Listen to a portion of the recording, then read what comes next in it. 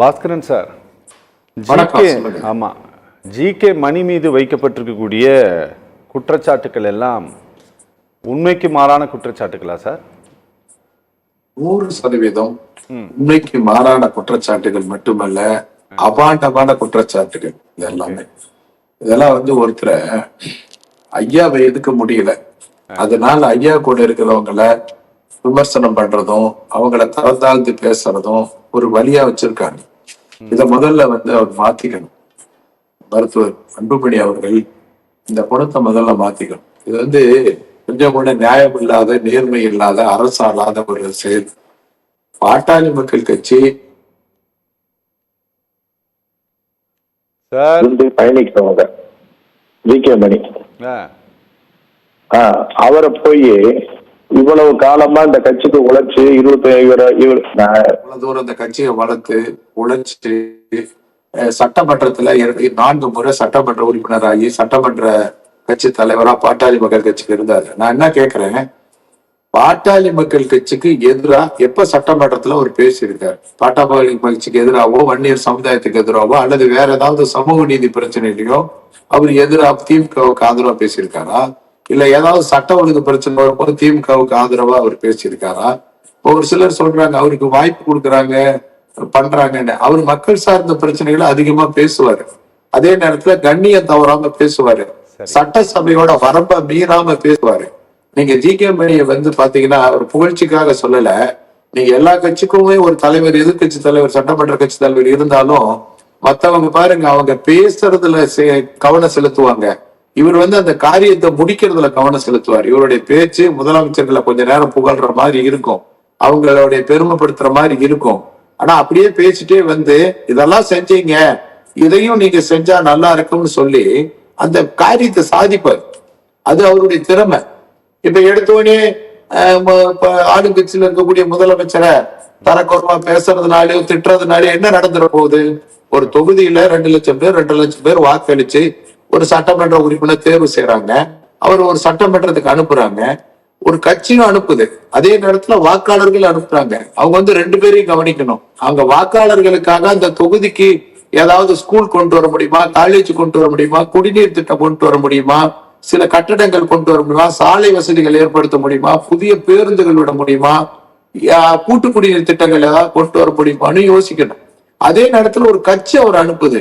அந்த கட்சிக்காக கட்சியில சட்டமன்ற உறுப்பினர் ஒரு 10 பேர் இருப்பாங்க. ஆனா 214 தொகுதியிலும் கட்சிக்காரங்க இருப்பாங்க. அந்த கட்சிக்காரங்களுக்கு ஏதாவது தேவை ஏற்பட்டா அதை அவர் செஞ்சு கொடுக்கணும். அது மாதிரி உள்ள பொதுமக்கள்ல இருந்து கோரிக்கைகள் வரும். இப்போ ஒரு ஆசிரியர் ஸ்ட்ரைக் வரலாம், ஒரு அரசு ஊழியர்கள் ஸ்ட்ரைக் வரலாம், போக்குவரத்து துறையில போனஸ் பிரச்சனை வரலாம், மீனவர்கள் சுடப்படலாம், மாணவர்களுக்கு கட்டண பிரச்சனை வரலாம். இப்படி எல்லா பிரச்சனையும் வரும். நீ எல்லாத்தையும் அவர் பேசுவார்.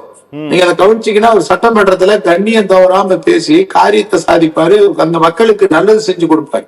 அதனால அவருடைய வழி வேற மாதிரி இருக்கும். இப்போ ஒவ்வொருத்தருக்கும் ஒவ்வொரு வழி. இப்ப ஒரு வழி, ஐ மீன் ரூட். இப்போ ஒருத்தர் பேசும்போது அவங்க ஒரு கரடு மூடா பேசுவாங்க. ஒருத்தர் அங்க கேள்வி நேரத்துல கேள்வி கேட்கணும்னு தெரியாம ஆலோசனை சொல்லிக்கிட்டு இருப்பாங்க. இப்படி ஒவ்வொருத்தருக்கும் ஒவ்வொரு. ஆனா இவர் அதுல ரொம்ப கைதேர்ந்தவர். இப்ப நம்ம பாட்டாளி மக்கள் கட்சியின் முன்னாள் தலைவராக இருந்த இன்னைக்கு இந்த பிரச்சனைக்கு இதுக்கு முன்னாலேயும் சொன்னாரு சார், டிஎம்கே தான் இந்த பார்ட்டியில இருக்கிற பிரச்சனைக்கு காரணம், அது ஜிகே மணி மூலமா செஞ்சுட்டு இருக்கிறாங்கன்னு சொல்லிட்டு. இன்னைக்கும் அல்ல சார், இல்ல இது அன்புமணி கூட்டணியில இருந்துகிட்டு திமுக திட்டாம யாருங்க திட்டுவாரு? இது ஒரு கேள்வியே இல்லைங்க. அவர் இருக்கிற இடத்துக்கு பேசுறாருங்க. இப்ப அன்புமணி அவர்கள் பிஜேபி கூட்டணியில இருக்காரு. அவரு வேலையை ஆரம்பிச்சுட்டாரு. டிஎம்கே திட்டுற வேலையை ஆரம்பிச்சுட்டாரு. அவர் கொடுக்கப்பட்ட அசைன்மெண்ட் அவர் செய்ய ஆரம்பிச்சுட்டாரு. நீங்க பிஜேபி கூட்டணியில இல்லையா? இல்ல சார், நீங்க பிஜேபி கூட்டணியில இல்லையானே? ஏன்னா நாங்க எப்பவுமே தேர்தல் முடிஞ்சோடனே பாமக கூட்டணி கிடையாதுங்க. ஐயாவுடைய பாலிசி புரிஞ்சுக்குங்க.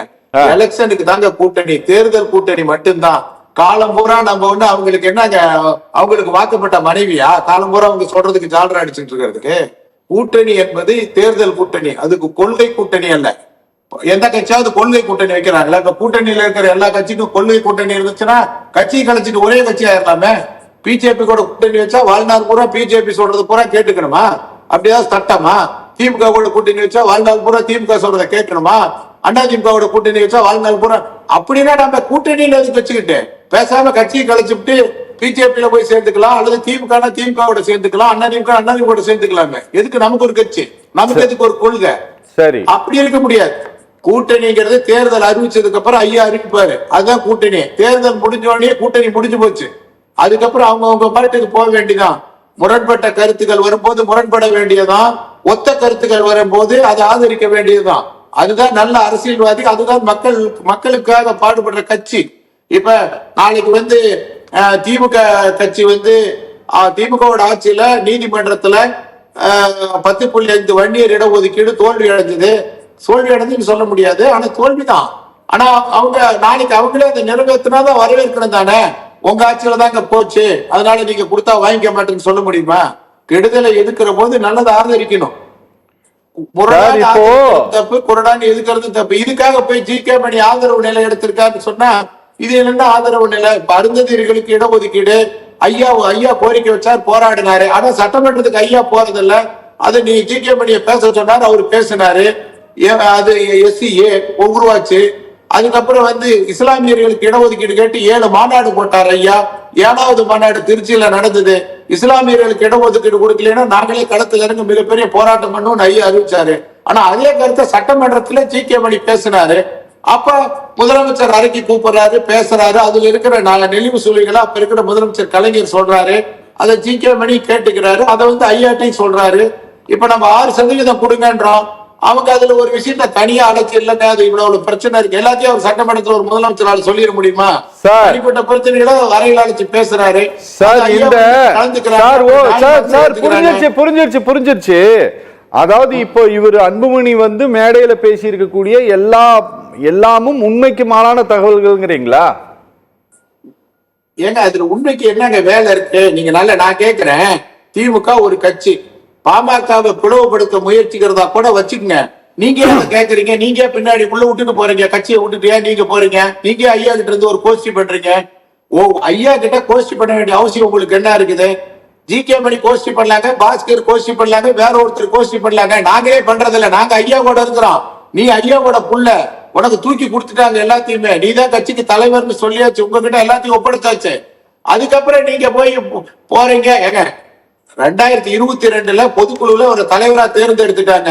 2023 ஒரு பொதுக்குழு போட்டதா பொய் சொல்லி அதுல இவரை தேர்ந்தெடுத்ததா சொல்லி மீதி 2 வருஷம் இவருக்கு பீரியட் இருக்கிற போதே ஒரு பொதுக்குழு நடந்ததாகவும் அதுல தேர்ந்தெடுத்ததாகவும் சொல்லி தேர்தல் ஆணையத்துக்கு பொய் தகவல் கொடுக்கிறாருன்னா இது அவர் 2 ஆண்டுகளுக்கு முன்பே இந்த கட்சியை ஏமாத்தணும், ஐயாவை ஏமாத்தணும் முடிவு எடுத்துட்டாருன்னு அர்த்தம். நீங்க அவரு போய் ஜி.கே. மணி சொன்னாரு, அவரு சொன்னாரு, கரூர் பாஸ்கர் சொன்னாரு, சேல அருள் சொன்னாரு அப்படின்னு சொல்றது தன்னோட குற்றத்தை மறைக்க. பாருங்க, தேர்தல் நம்ம டெல்லி உயர் நீதிமன்றத்துல அவரு பாதிக்கப்பட்டுட்டார். ஏன்னா அவர் செஞ்ச தப்பு வெட்ட வெளிச்சமாயிருச்சு. தேர்தல் ஆணையங்கிறது இவருக்கு சப்போர்ட் பண்ணி இருக்கிறாங்க, அதுல ஒரு அதிகாரி சப்போர்ட் பண்ணது உண்மை. ஆனா அதே நீதிமன்றத்துக்கு போனோன்னு அங்க இவருக்காக பேசி அவர் வேலையை தொலைச்சிட்டு அவமானப்பட்டு நிக்க மாட்டாரு. அப்ப என்ன சொல்லிட்டாரு? அந்த பெல்ட் அடிச்சுட்டாரு. அவர் என்ன சொன்னாரு? அன்புமணி கொடுத்த கடிதத்துல என்ன இருக்குதுன்னு நாங்க கொடுத்திருக்கிறோம், நாங்க ஒன்னும் உத்தரவெல்லாம் போடல, அவருக்கு 1 வருஷம் அவருன்னு சொல்லிட்டு அவங்க பெல்ட் அடிச்சுட்டாங்க. அப்ப இவருக்கு இப்ப தெரிஞ்சு போச்சு. அப்ப அந்த போலியான கடிதத்தை விசாரிக்கணும்னு சொல்லி ஐயா டிஜிபி கிட்ட போய் கம்ப்ளைண்ட் எதிர்பார்க்கல.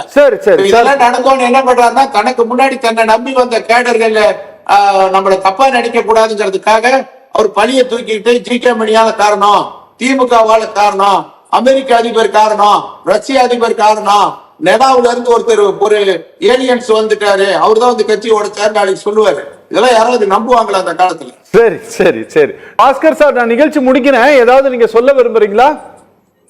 சொல்லணும் பாஸ்கர் சார். பேசலாம்? பேசலாங்க ஐயா.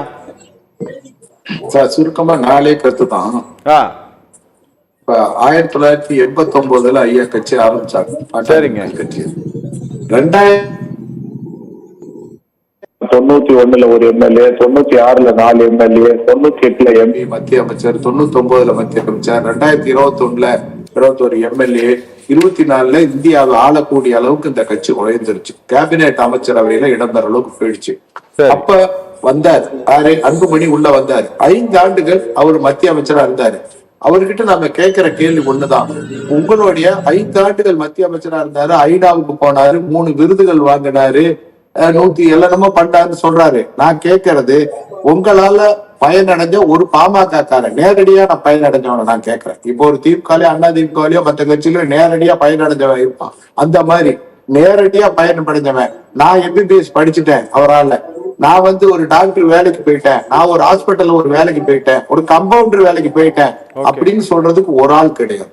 நேரடியான வளர்ச்சி கிடையாது. ஆனா அவருடைய வளர்ச்சி வந்து தீவு வாங்குற அளவுக்கு போயிடுச்சு. அவருடைய வளர்ச்சி வந்து தீவெல்லாம் வாங்கி அங்க கியூபா டைம் அடிக்கிற அளவுக்கு அதெல்லாம் போயிடுச்சு. ஆனா நாங்க அதை மறுக்கல. நீங்க அவர் வளர்ச்சியில எங்களுக்கு பொறாமையோ போட்டியோ இல்ல, நல்லாதான். நாங்க அதை எதுவுமே ஏத்துக்கிட்டோம். வளரணும்னு நினைச்சோம், நாங்களே விரும்பணும், எங்க தலைவர்கள் வளரணும், பெரிய லெவலுக்கு போகணும்னு தான் நினைச்சோம். ஆனா கட்சியை வளர்க்கலாம். அதுக்கு பிறகு பாத்தீங்கன்னா பின்னோக்கி கொண்டு வந்துட்டாரு கட்சியை. இப்ப நீங்க பாத்தீங்கன்னா 99 எலெக்ஷன்ல இருந்து அவர் தலையீடு வந்துச்சு. 99 எலெக்ஷன்ல ஐயா சொன்ன கூட்டணிக்கு மாறா கூட்டணி முடிவெடுத்தாரு. அதுக்கு பிறகு பாத்தீங்கன்னா 2019 21 24 கடைசி கூட்டணிகள் 9ல இருந்து 2009 11 மறுபடியும் திருத்திக்கிறேன், 2009 11 16 இதெல்லாம் இவருடைய காலத்துக்கு வந்துருச்சு. இந்த கூட்டணிகள்லாம் பாத்தீங்கன்னா தோல்வி. ஏறுமுகமா இருந்த கட்சி இறங்குமுகமா போயிடுச்சு. நீங்க இப்ப தலைவராய் மட்டும் இவர் தலையிடல. இவர் கட்சி வந்து ரொம்ப நாளுக்கு முன்னாடியே இவருடைய முடிவெல்லாம் எடுக்க ஆரம்பிச்சாரு. ஐயாவும் கொடுத்தாரு. அது பின்னோக்கி கட்சியை கொண்டு வந்துட்டாரு. அதுதான் ஐயாவுக்கு வேதனை. இருந்தாலும் என்ன சொன்னாருன்னா, என்னை தலைவர் ஆக்கிட்டீங்கன்னா நான் சிறப்பா பண்ணுவேன் அப்படிங்கிற மாதிரி சொன்னாரு. அதையும் ஆக்கினாரு. நீங்க ஜிகே மணியில சொல்ல சொல்றோம் இல்ல, ஒரு 2 தகவல் சொல்லணும். இப்ப பேசும்போது பாத்தீங்கன்னா டீசென்ட் டெவலப்மெண்ட் அவர் சொல்லுவாரு எல்லா இடத்துலயும். நான் வந்து ஒரு டீசென்ட் டெவலப்மெண்டா இருக்கணும்னு சொல்லுவாரு. உண்மையை சொன்னா டீசென்ட் டெவலப் கத்துக்க வேண்டியது அவருதான். இப்ப நீங்க இணையதளத்துல பாத்தீங்கன்னா அவ்வளவு தரக்குறைவான வார்த்தைகளை அவர் கூட இருக்கிறவங்க எழுதுறாங்க, அதை இவங்க ஆதரிக்கிறாங்க. எதையுமே கண்டிக்க மாட்டேங்கிறாரு. இப்ப ஐயா கூட இருக்கிற நாங்க யாரையாவது ஒருத்தர் அன்புமணி கூட இருக்கிறவங்களும் அவங்க மரியாதையை எழுதுறாங்கன்னு கேட்டு பாருங்க, ஒண்ணுமே எழுத மாட்டாங்க. ரொம்ப நியாயமா இருக்குவாங்க. ஏன்னா ஐயா அவங்கள கட்டுப்படுத்துறாரு. இவர் வந்து கட்டுப்படுத்த தவறாரு. இப்ப என்ன பண்றாருன்னா, இவர் செய்த தவறு தெரிஞ்சு போச்சு. இவர் வந்து போலியா ஒரு கடிதம் தயாரிச்சது, நடக்காத பொதுக்குழுவை நடத்ததா சொல்றதும், அந்த பொதுக்குழுவுல வந்து ஒரு ஆவணத்தை தயாரிச்சு ஒரு போலியான பொதுக்குழு போலியான ஆவணத்தை தேர்தல் ஆணையத்தை கொடுத்து போலியான ஒரு கடிதத்தை வாங்கிட்டு நீதிமன்றத்துல அம்பலப்பட்டு போச்சு. அதை மறைக்கிறதுக்காகவும் இவர் தன்னோட குற்றத்தை மறைக்கிறதுக்காகவும் தன்னுடைய தோல்வியை மறைப்பதற்காக இப்ப என்ன பண்றாருன்னா, ஒரு ஜிகே மணி இதை பண்றாரு, திமுக பண்ணுது அப்படின்னு நான் முன்ன சொன்ன மாதிரி ஏலியன்ஸ் வந்து பண்ணுதெல்லாம் சொல்லுவாரு. இதுல வந்து இதுல எந்த உண்மையும் கிடையாது. 1% கூட உண்மை கிடையாது. கடுகளும் உண்மை கிடையாது. பாட்டாளி மக்கள் கட்சியில் நிலவும் அனைத்து பிரச்சனைகளுக்கும் ஒரே நபர் தான் காரணம், மருத்துவர் அன்புமணி தான் காரணம். அவரே தனக்கு தானே பிரச்சனை பண்ணிக்கிறாரு. நாளைக்கே அவர் வந்து தன்னை மாத்திக்கிட்டாருன்னா பிரச்சனை முடிச்சு போச்சு. Okay sir, okay.